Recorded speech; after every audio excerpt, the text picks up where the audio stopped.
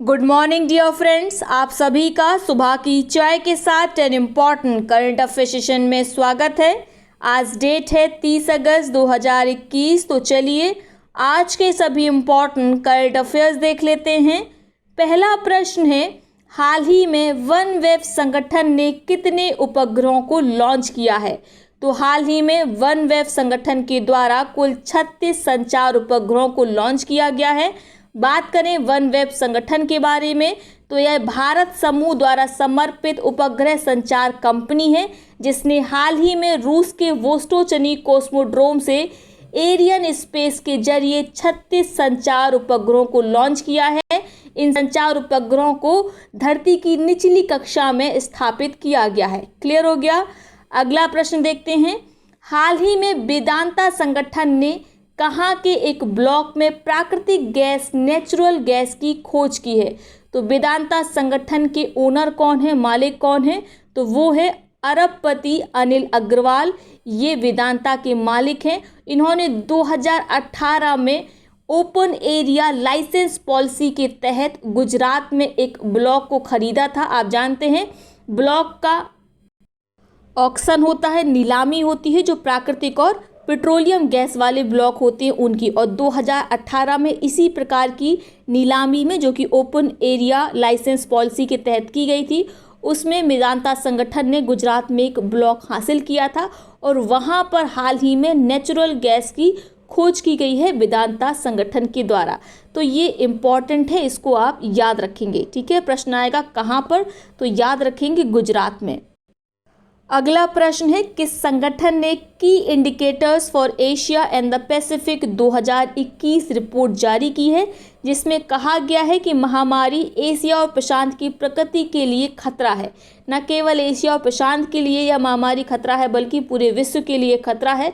आर्थिक और सामाजिक रूप से इसने हमें काफ़ी पीछे घसीट लिया है।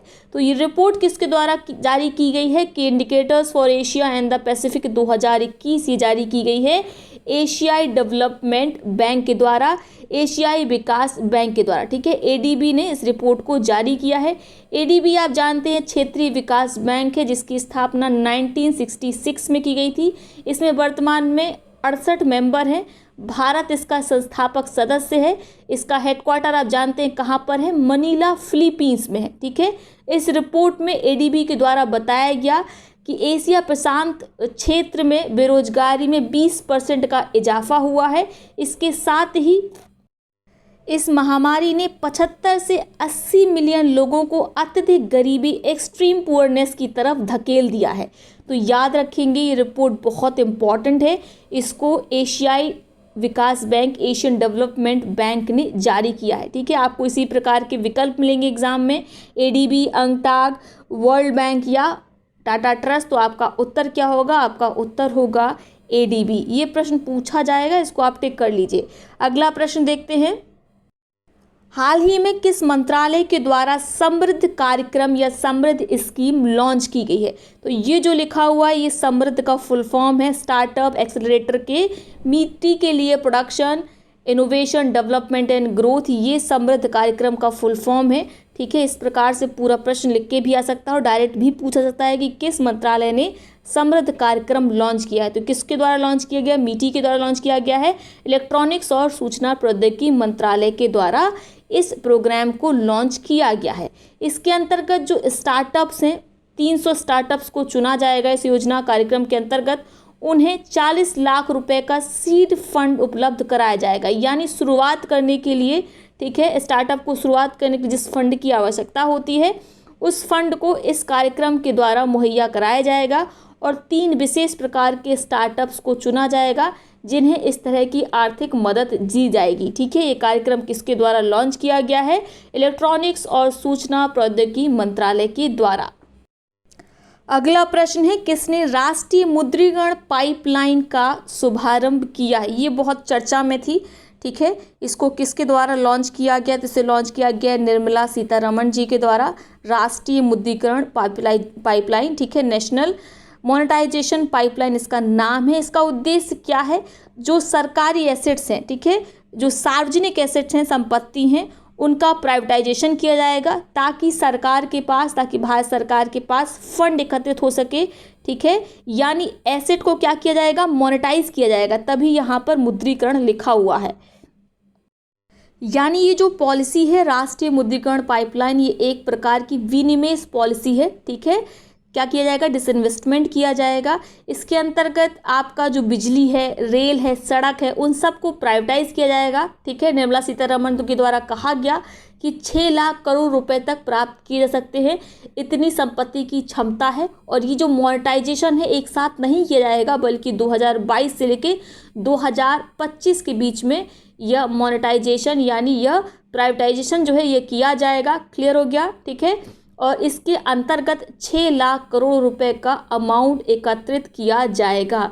तो इस अमाउंट को आप ज़रूर याद रखेंगे। यानी जो एसेट है, जो संपत्ति है, उसको मॉनेटरी में बदलना है। ठीक है, उसको फंड में कन्वर्ट करना है। तो फंड में कैसे कन्वर्ट होगा, जब कोई प्राइवेट एंटिटी उसमें इन्वेस्ट करेगी और जो गवर्नमेंट का इन्वेस्टमेंट है वो कम हो जाएगा, यानी गवर्नमेंट डिसइन्वेस्टमेंट करेगी और जो प्राइवेट एंटिटी है वह इसमें इन्वेस्टमेंट करेगी। ठीक है, तो यही राष्ट्रीय मुद्रीकरण पाइपलाइन योजना है और ये काफ़ी ज़्यादा विवाद में रही। जो विपक्ष था उसने इस पर काफ़ी सवाल उठाए। ठीक है, कि इस प्रकार से सड़क, रेलवे, बिजली का प्राइवेटाइजेशन नहीं करना चाहिए, क्योंकि प्राइवेटाइजेशन होगा तो कहीं ना कहीं जो इसकी कीमत है उसमें बढ़ोतरी आएगी। वैसे ही महंगाई बहुत ज़्यादा बढ़ रही है, लोगों की जो इनकम थी वह कोरोना वायरस के कारण कहीं ना कहीं कम आई है। तो देखना है 6 लाख करोड़ रुपए का जो टारगेट रखा गया है वह पूरा होता है कि नहीं। अगला प्रश्न देखते हैं। अगला प्रश्न है, किस बैंक ने भुगतान अवसंरचना विकास कोष PIDF योजना के तहत PM स्वनिधि योजना के लाभार्थियों को शामिल किया है? तो ये है RBI ने सुनिश्चित किया है कि PM स्वनिधि योजना के अंतर्गत जो लोन है वह जो वेंडर्स हैं, जो रेहड़ी पे काम करने वाले व्यक्ति हैं, ठीक है, दुकानदार हैं, उन्हें आसानी से ऋण उपलब्ध हो सके, लोन उपलब्ध हो सके, इसीलिए इन्होंने यह स्कीम, यह योजना शुरू की है, भुगतान अवसंरचना विकास कोष। आपको याद होगा पिछले वर्ष ही PM स्वनिधि योजना प्रधानमंत्री नरेंद्र मोदी के द्वारा शुरू की गई थी, जिसके अंतर्गत जो रेहड़ी पे काम करने वाले दुकानदार हैं उन्हें 10,000 रुपये तक का लोन उपलब्ध हो सकता था, ताकि कोरोना वायरस की महामारी के कारण जो उनकी दुकानें या जो उनकी जो रेहड़ी का काम था वह बंद होने की कगार पर था, वह बंद ना हो। ठीक है, तो इस तरह के लोन की सुविधा दी गई थी इस योजना के अंतर्गत, लेकिन लोन लेने में कई प्रकार की दिक्कतें आ रही थी। तो RBI ने हाल ही में भुगतान अवसंरचना विकास कोष योजना के तहत PM स्वनिधि योजना के लाभार्थियों को शामिल किया है, ताकि उन्हें आसानी से ऋण उपलब्ध हो सके। ठीक है, ऋण कितना है, 10,000 रुपये का।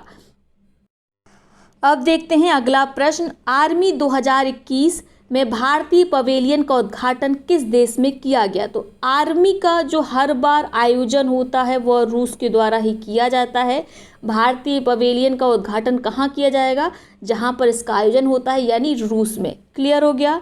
अगला प्रश्न देखें, भारत और किस देश ने ग्रेटर माले कनेक्टिविटी प्रोजेक्ट पर समझौता किया है? तो नाम से ही क्लियर हो रहा है, ग्रेटर माले यानी भारत और मालदीव के बीच में ग्रेटर माले कनेक्टिविटी समझौते पर हस्ताक्षर किए गए हैं।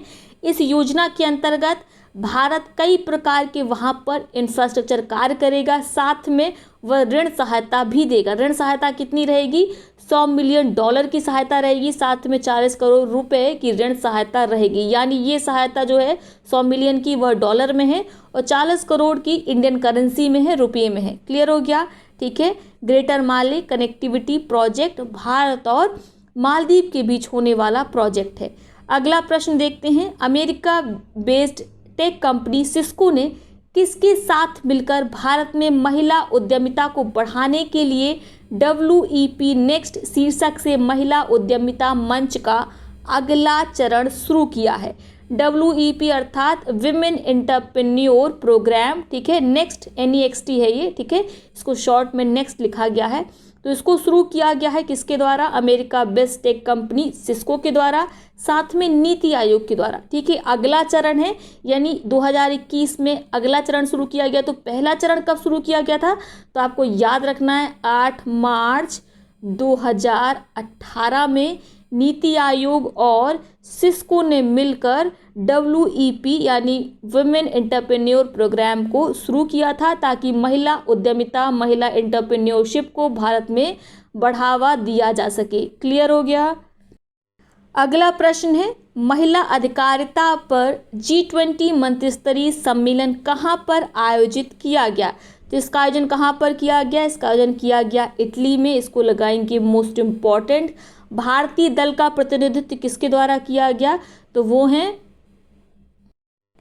केंद्रीय महिला बाल विकास मंत्री स्मृति ईरानी, जिन्होंने G20 मंत्रिस्तरीय सम्मेलन में भारत की ओर से हिस्सा लिया। इन्होंने वर्चुअल माध्यम से इसमें अपना जो संबोधन था उसको किया। ठीक है, तो याद रखेंगे इटली में इसका आयोजन किया गया महिला अधिकारिता पर G20 मंत्रिस्तरीय समिट का।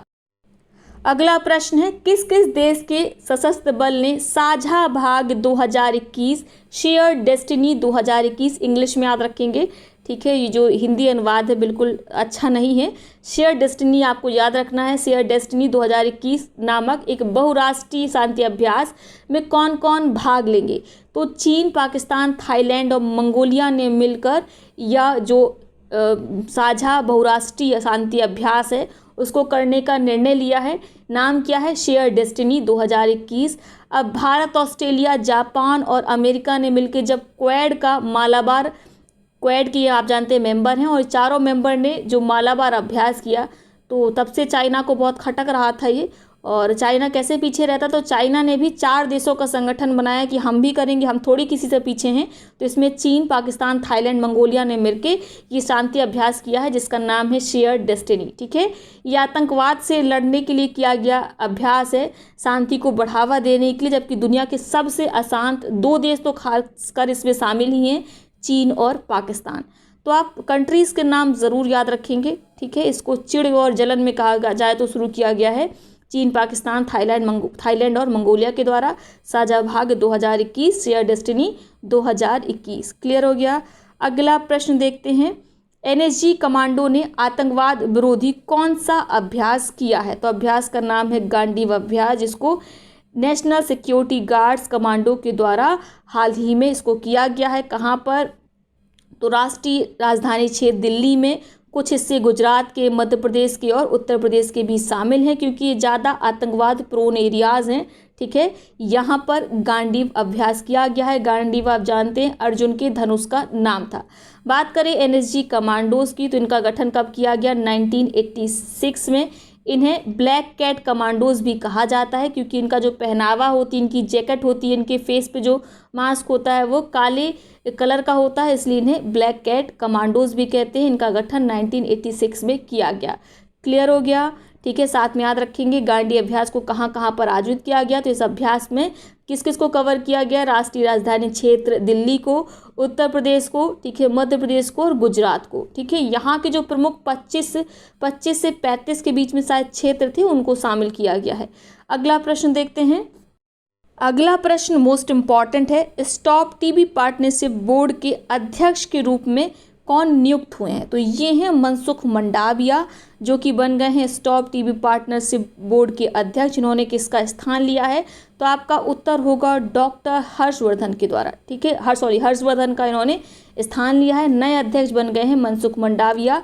स्टॉप टीबी पार्टनरशिप संयुक्त राष्ट्र के द्वारा शुरू किया गया एक प्रकार का साझेदारी कार्यक्रम है, जिसके अंतर्गत पूरे विश्व को एक मंच पर बुलाया गया है। कहा गया है कि हम सामूहिक रूप से ही टीबी से लड़ सकते हैं, और इसी पार्टनरशिप बोर्ड का, स्टॉप टीबी पार्टनरशिप बोर्ड के नए अध्यक्ष बने हैं मनसुख मंडाविया। इन्होंने स्थान लिया है डॉक्टर हर्षवर्धन का। भारत ने टीबी के उन्मूलन का जो लक्ष्य है वह निर्धारित किया है 2025 तक, जबकि जो ग्लोबल इसका टारगेट है यानी टीबी के उन्मूलन का, वह कब तक है? 2030 तक है। तो ये एग्जाम में खूब पूछे जाते हैं। जो वैश्विक गोल है वो कितना है? 2030। भारत का अपना गोल कितना है कि हम 2025 तक टीबी का भारत से उन्मूलन कर देंगे। अगला प्रश्न देखते हैं, किसने व्यवस्थित मतदाता शिक्षा और चुनावी भागीदारी स्वीप परामर्श कार्यक्रम का आयोजन किया है? तो चुनावी मतदाता शिक्षा और चुनावी भागीदारी संबंधित यह कार्यक्रम है, कार्यशाला है। तो बिल्कुल इसका उत्तर क्लियर है, चुनाव आयोग के द्वारा इसका आयोजन किया गया है। आप इसको याद रखेंगे, इसका फुल फॉर्म जरूर याद रखेंगे, स्वीप का। क्लियर हो गया।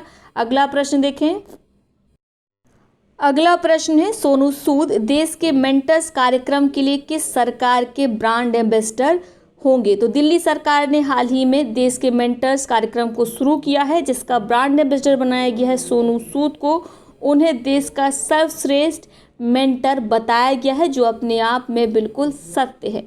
ठीक है, तो ये आज के सभी इंपॉर्टेंट करंट अफेयर्स हो गए, सभी बहुत इंपॉर्टेंट है, खासकर पीसीएस के लिए। ठीक है, यानी जो आरओ का एग्ज़ाम होगा और जो पीसीएस का एग्ज़ाम होगा उसके लिए बहुत महत्वपूर्ण है। तो सभी करंट अफेयर्स को आप अच्छे से नोट करेंगे, जो बातें बताई जाती हैं वे सभी इंपॉर्टेंट होती हैं, उन सब को भी आप नोट करेंगे। अब देख लेते हैं आज के उन प्रश्नों को जिनका जवाब आपको कमेंट बॉक्स में देना है। आज के सभी जो प्रश्न हैं, दोनों प्रश्न, उनका जवाब आप एक ही कमेंट में लिखेंगे। जिसका जवाब सबसे पहले सही सटीक आएगा उसके कमेंट को पिन किया जाएगा, साथ में उसका नाम अगले वीडियो में लिया जाएगा। पहला प्रश्न क्या है? दुनिया का पहला जीवाश्म मुक्त स्टील यानी फॉसिल फ्री स्टील किस देश में निर्मित हुआ है? आपके विकल्प हैं स्वीडन, अमेरिका, चीन अथवा रूस। दूसरा प्रश्न है, टोक्यो पैरालंपिक में भारत के नए ध्वजवाहक कौन बने हैं? आपके विकल्प है टेकचंद, दूसरा विकल्प है आपका मरियप्पन थांगवेलु, तीसरा विकल्प है संदीप चौधरी और चौथा विकल्प है इनमें से कोई नहीं। तो आप बताएंगे टोक्यो पैरालंपिक के जो नए ध्वजवाहक है कौन बने हैं और इनके पहले ध्वजवाहक कौन थे, ये भी आप कमेंट बॉक्स में बताएंगे। ठीक है, क्योंकि जो अब नए बने हैं उनका नाम भी इम्पॉर्टेंट है, लेकिन पिछले वाले का भी नाम आपको याद रखना है। साथ में आप बताएंगे, ये तो टोक्यो पैरालंपिक की बात हो गई, टोक्यो ओलंपिक के ध्वजवाहक कौन थे? आपको बता दें 2 लोग थे, तो दोनों लोगों का नाम आप कमेंट बॉक्स में लिखेंगे।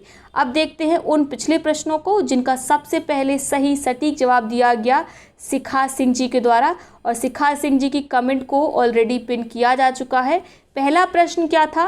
पहला प्रश्न था जल शक्ति मंत्रालय द्वारा शुरू किया गया सुजलम अभियान कितने दिन चलेगा? तो ये 100 दिन का अभियान है, सुजलम अभियान, जिसे जल शक्ति मंत्रालय के द्वारा शुरू किया गया है। इसका उद्देश्य क्या है? इसका उद्देश्य है जो सीवेज वाटर है, ठीक, उसका सही से प्रबंधन किया जाए ताकि ज़्यादा से ज़्यादा गांवों को ODF प्लस बनाया जाए। क्लियर हो गया? ठीक है, अगला प्रश्न देखते हैं। दूसरा जो प्रश्न था वह था कि भारत की पहली ग्रीन हाइड्रोजन इलेक्ट्रोलाइजर निर्माण इकाई कहाँ शुरू की गई है? तो इसे कहाँ शुरू किया गया है? भारत की पहली ग्रीन हाइड्रोजन इलेक्ट्रोलाइजर निर्माण यूनिट को, तो ये शुरू की गई है बेंगलोर कर्नाटक में। ये भारत की पहली ग्रीन हाइड्रोजन इलेक्ट्रोलाइजर प्रोडक्शन इकाई है, यूनिट है, इसीलिए बहुत इंपॉर्टेंट है, आप इसको याद रखेंगे। यहाँ पर ग्रीन हाइड्रोजन का प्रोडक्शन किया जाएगा। पहले जो फॉसिल जो जैविक उत्पाद होते थे उनसे हाइड्रोजन की प्राप्ति की जाती थी, लेकिन अब जो गैर जैविक माध्यम है उनका प्रयोग करके हाइड्रोजन की प्राप्ति की जाएगी। क्लियर हो गया? तो ये है आज का सेशन। आई होप वीडियो आपको पसंद आया होगा। वीडियो को लाइक करेंगे, साथ ही अपने मित्र और सहपाठियों के साथ इसे शेयर अवश्य करेंगे। कल हम लोग नए वीडियो में मिलेंगे, तब तक के लिए बहुत बहुत धन्यवाद।